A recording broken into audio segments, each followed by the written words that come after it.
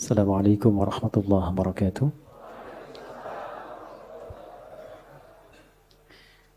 Alhamdulillahi rabbil alamin. Wassalatu wassalamu ala rasulillahil karim.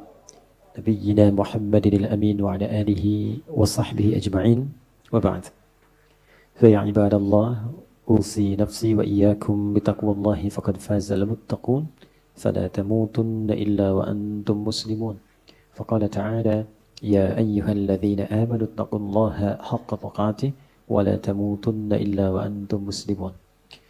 Jemaah sekalian, alhamdulillah kita masih diberikan kesempatan dan kemampuan oleh Allah Subhanahu wa taala untuk mengisi hari-hari kehidupan kita sampai dengan waktu duha ini di hari Ahad. Semoga Allah Subhanahu wa taala memberkahi kehidupan kita dan aktivitas kita sampai dengan di pagi hari ini.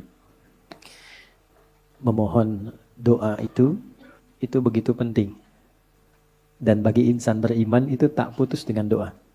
Jadi ciri insan beriman itu setiap aktivitas kegiatannya akan selalu lekat dengan doa. Karena doa itu nanti punya dua fungsi utama. Yang pertama, senantiasa melekatkan kita agar terhubung dengan Allah di setiap kegiatan.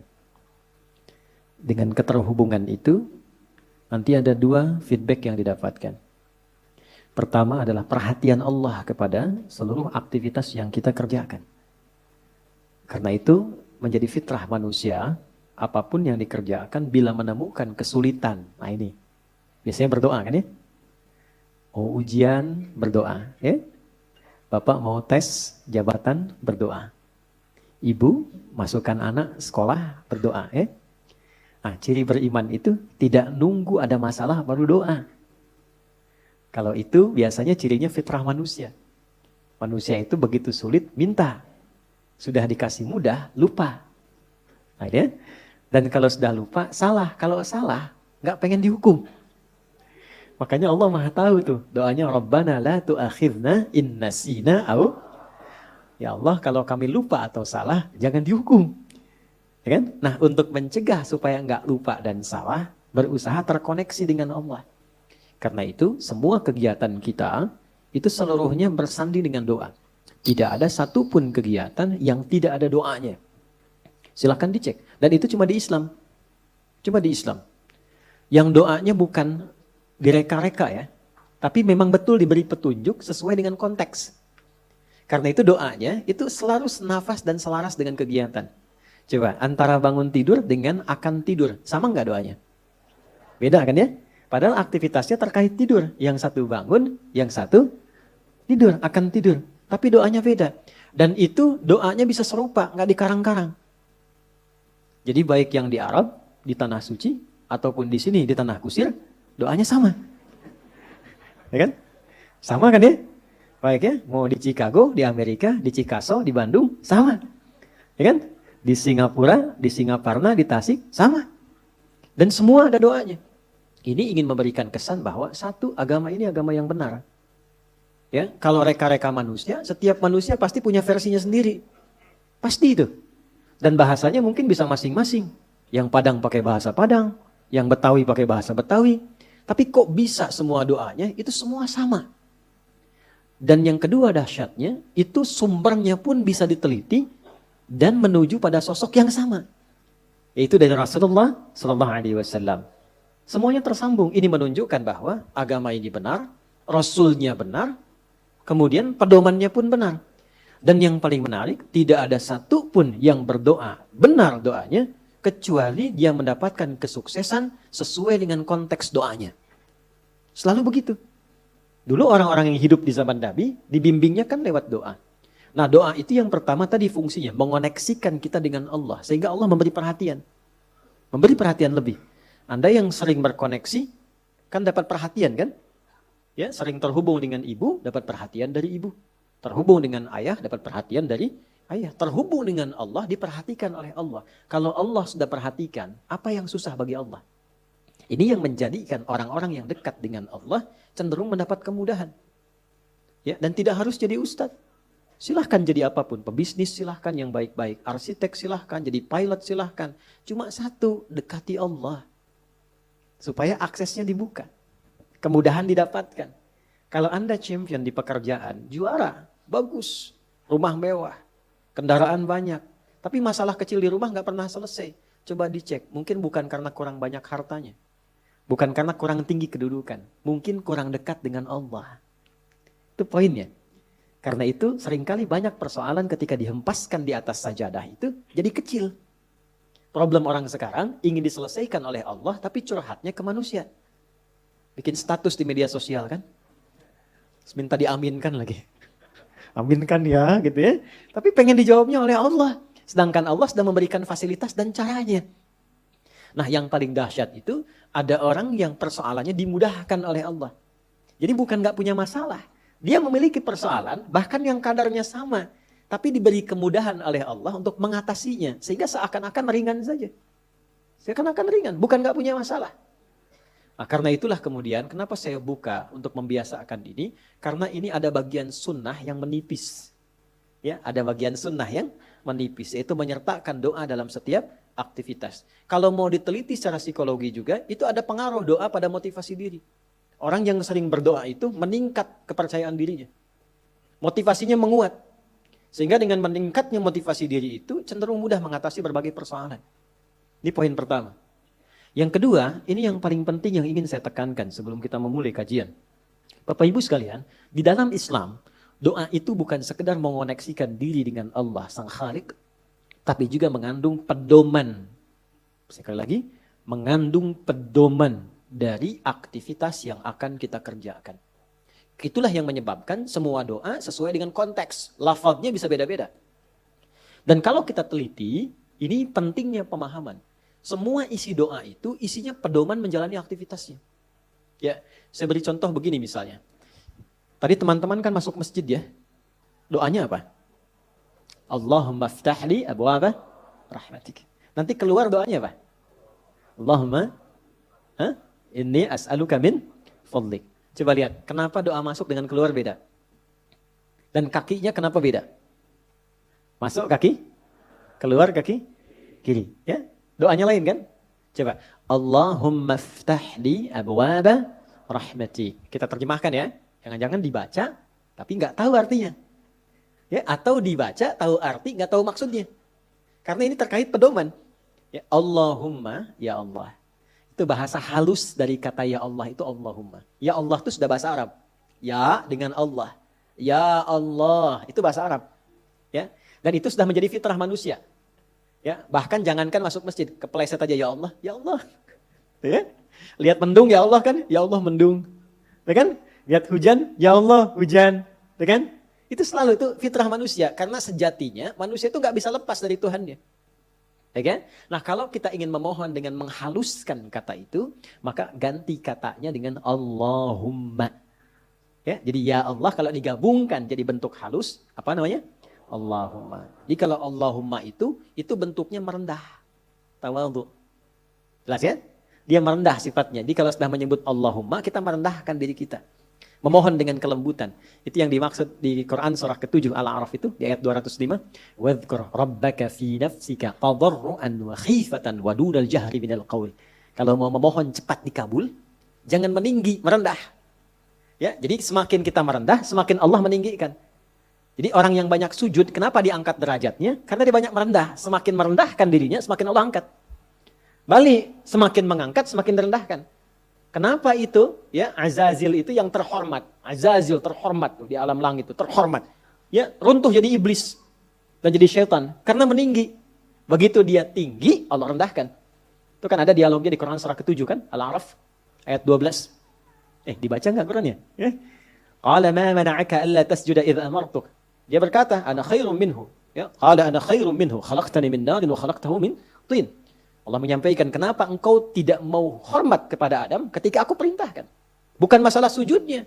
Nggak penting sujudnya, kata Allah. Yang penting itu yang perintahkan saya. Kenapa nggak patuh? Maka iblis mengatakan, ya saya lebih hebat dibandingkan dengan Adam. Bukan levelnya yang dicipta dari tanah, mesti hormat kepada yang dicipta dari api, mesti hormat kepada yang dicipta dari tanah. Maka ketika dia meninggi, Allah rendahkan. Ya. Dan ketika seseorang merendah, Allah tinggikan. Maka dari itu, kalau ingin berdoa cepat dikabul, maka merendahlah di hadapan Allah. Jangan membawa ketinggian, merendah. Mohon dengan kelembutan. Maka ketika masuk, Allahumma ftahli abwaaba rahmatik. Kita merendahkan diri kita. Ya, kalau Bapak Ibu mau cek, coba jalan-jalan ya, napak tilas ke jejak masjid-masjid dibangun di tempo dulu. Itu ada masjid di Cirebon yang dibangun Sunan Gunung Jati itu pintunya sedikit dikebawahkan tuh. Coba kalau cek ya, kalau nggak percaya. Ya, kan sedikit dikebawahkan kan? Makanya masuknya tuh agak ke bawah kan? Itu sudah ngasih pelajaran. Jadi orang dulu itu pelajarannya simpel, nggak banyak ceramah, tapi langsung dipraktekkan. Kenapa? Di antara dasar pemahamannya, filosofinya, itu menerapkan konteks ini. Masuk dengan merendah, masuk ke rumah Allah kok meninggi. Ya kan? Walaupun Anda pejabat, punya kedudukan, punya harta, tapi statusnya di masjid hamba Allah. Ya, terlambat ya belakangan, jangan ngotot saf pertama. Ya.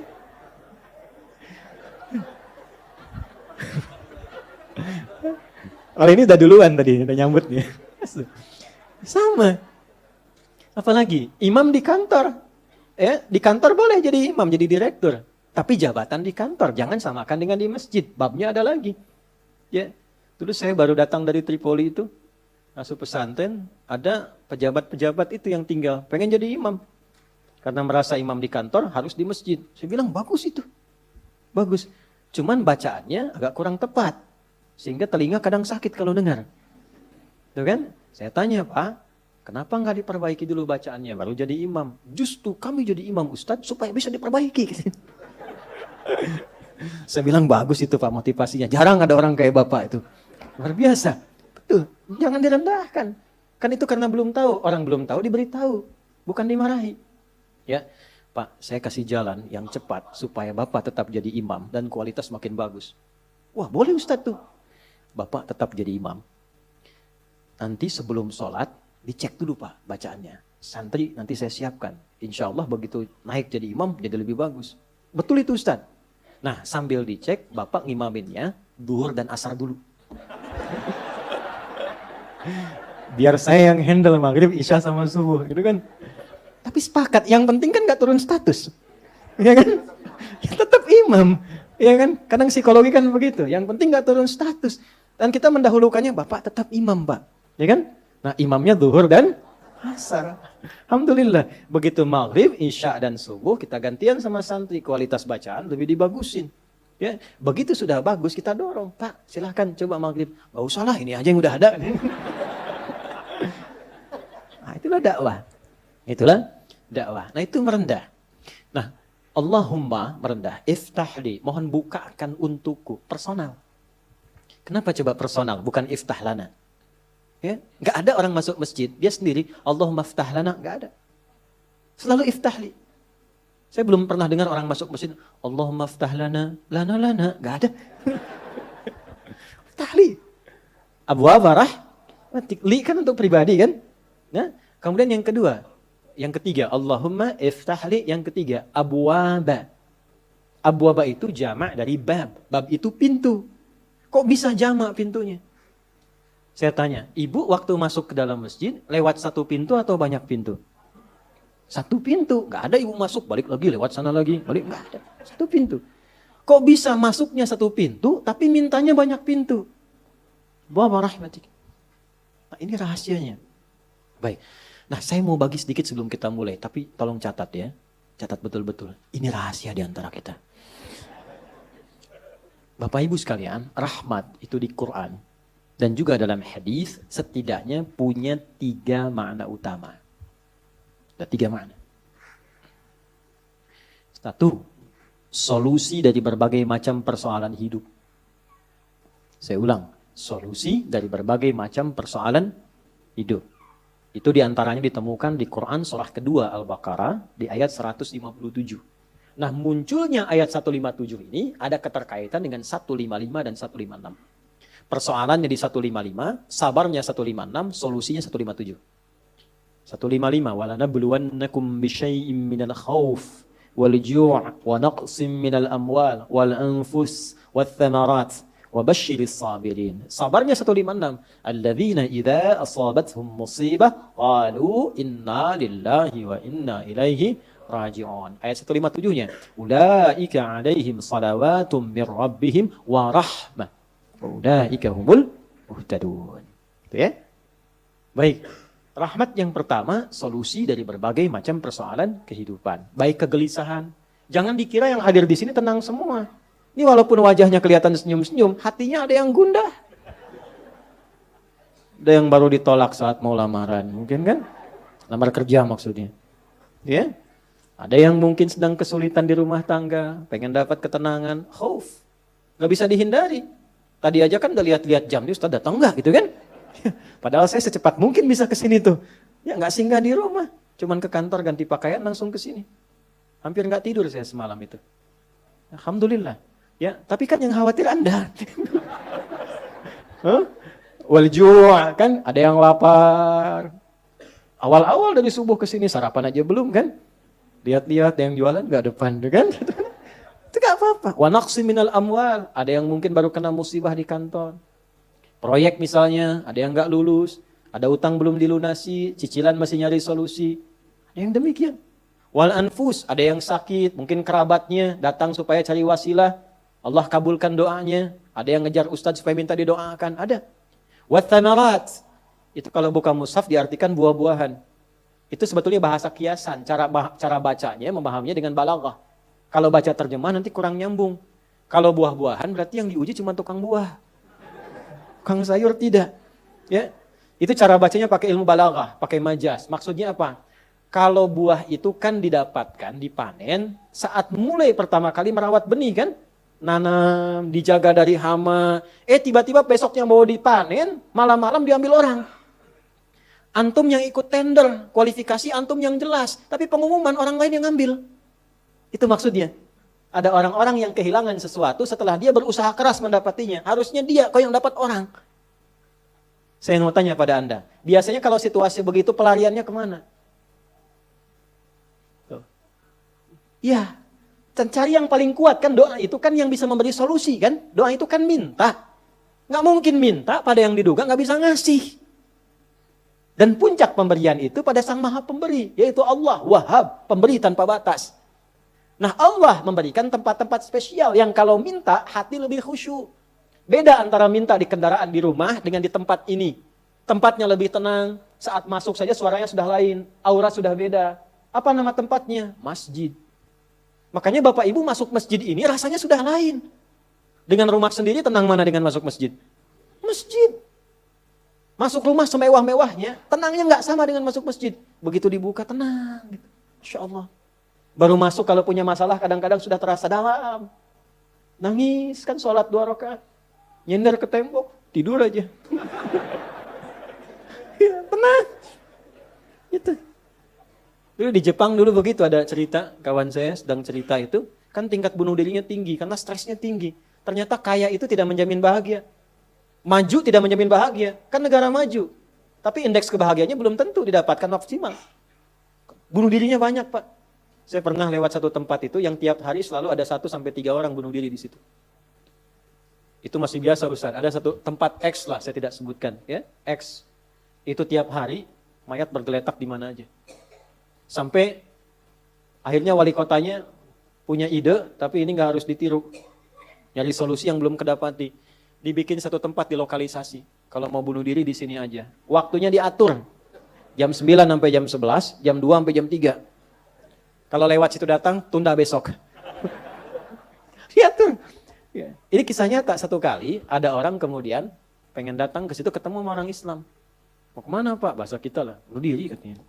Jam berapa? Jam 1. Ini kan belum nih. Belum, ikut saya aja dulu. Takut terlambat nih, bener. Takut terlambat. Nanti kalau Anda merasa rugi, saya ganti apapun itu. Kayaknya ikut. Begitu ikut dibawa ke masjid, ya Allah. Dibawa ke masjid. Itu cuma duduk tunggu di luar, sedang ada pengajian. Duduk begitu masuk, duduk ketiduran. Tidur, selesai pengajian, dilihat lagi sama yang muslim ini. Kok enak banget tidurnya. Ya kan? Tidurnya, mau dibangunin gak enak. Sampai lewatlah batas bunuh diri itu. Karena lewat gak enak. Dibangunkan, bangun. Katanya, wah bangun kan. Begitu bangun, minta maaflah si muslim, saya minta maaf betul-betul. Karena melihat Anda begitu nikmat tidurnya, saya tidak mampu membangunkan Anda. Ini sudah lewat jam bunuh diri katanya. Tapi menariknya kata orang ini, nggak apa-apa. Ini tempat apa katanya? Tempat apa? Ini masjid. Kenapa? Saya itu ingin bunuh diri karena saya sudah berhari-hari nggak bisa tidur. Jadi dia menyimpulkan kalau bunuh diri itu udah mati, udah tidur aja. Gitu, saking nggak bisa tidurnya. Tapi kok bisa di tempat ini bisa tidur? Dia belum kenal jamaah An-Nur.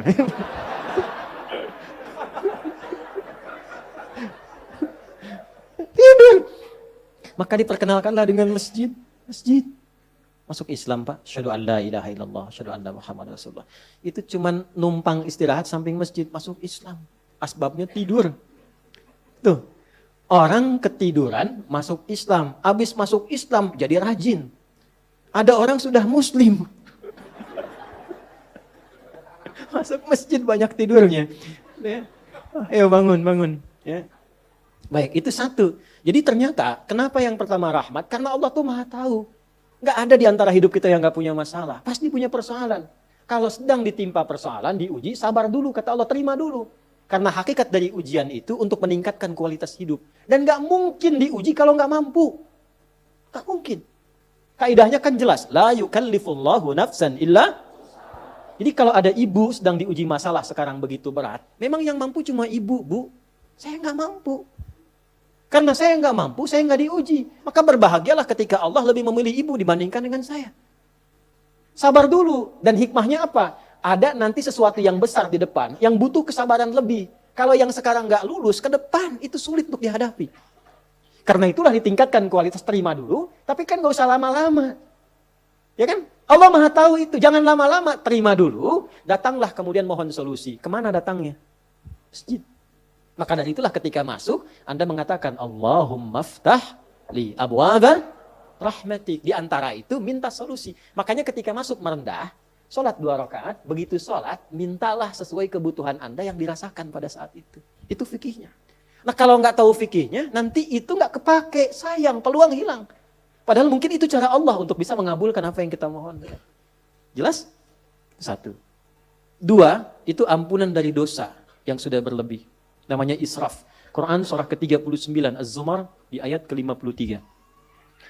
Qul ya ibadiyalladzina asrafu ala anfusihim la taqnatu mir rahmatillah. Innallaha yaghfirudz dzunuba jami'a. Duhai hambaku, tuh masih disebut hamba. Siapa di antara kita di sini yang merasa tidak punya dosa? Boleh angkat tangan? Boleh, silakan. Saya selesai pulang. Pasti setiap kita merasa itu. Dan tidak sedikit orang-orang yang ingin taubat itu mencari tempat. Nah, tidak ada tempat yang paling ideal kecuali ke masjid. Kalaupun gak ada orang, gak apa-apa. Datang, masuk. Masuk, Pak. Mungkin yang menghambat rezeki itu dosa. Yang menghambat perbuatan belum bisa jadi baik, dosa.